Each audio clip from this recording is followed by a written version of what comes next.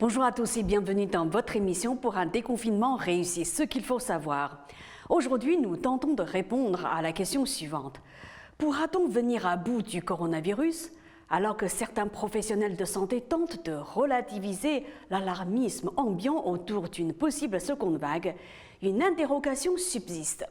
Parviendra-t-on à stopper l'épidémie et à éradiquer le nouveau coronavirus? Dans notre situation actuelle, il est très peu probable que nous puissions éliminer ce virus, jugeait le 10 juillet à Genève le directeur exécutif de l'Organisation mondiale de la santé, Michael Ryan. Il y a des environnements très particuliers où cela peut se produire. Des États insulaires et d'autres endroits, mais même ceux-ci risquent des réimportations du virus, selon des médecins épidémiologistes. Pour l'Institut Pasteur, on n'arrivera pas à complètement éliminer le virus, sauf si une campagne de vaccination particulièrement efficace est entreprise. Alors, au-delà même du Covid-19, est-il possible tout simplement de faire disparaître définitivement une maladie infectieuse?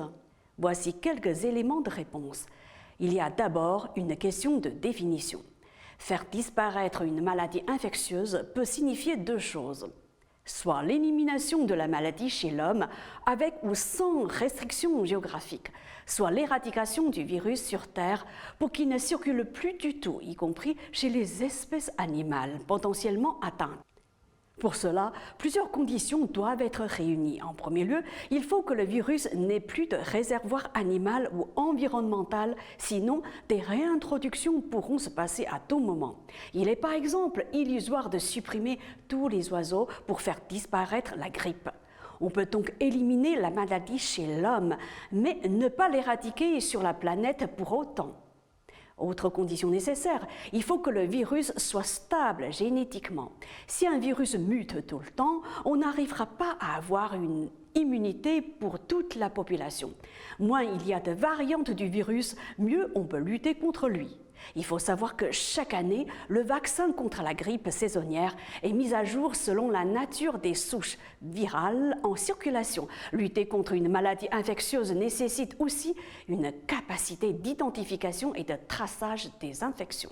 Selon l'OMS, seuls 5 à 10% des 1,7 milliard de personnes infectées par la bactérie responsable de la tuberculose sont amenées à développer la maladie, ce qui rend son éradication a priori impossible en l'état actuel des connaissances.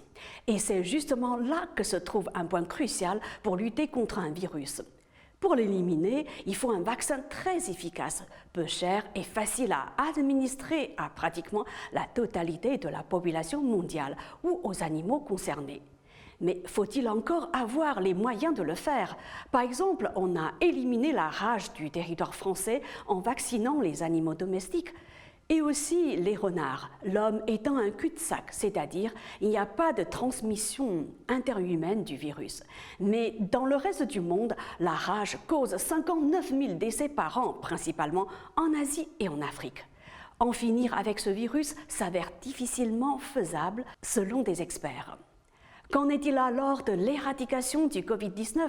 Pour l'instant, il existe des projets de vaccins encore inaboutis, dont 2 semblent présenter des résultats concluants. Impossible donc d'éradiquer totalement le virus, même s'il est possible de juguler l'épidémie. Son origine exacte reste encore peu claire.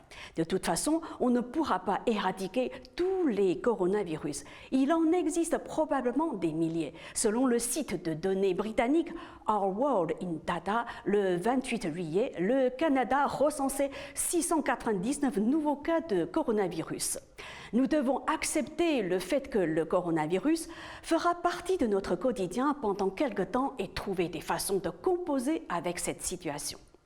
C'est la fin de cette émission. Merci à vous de l'avoir suivi. À demain.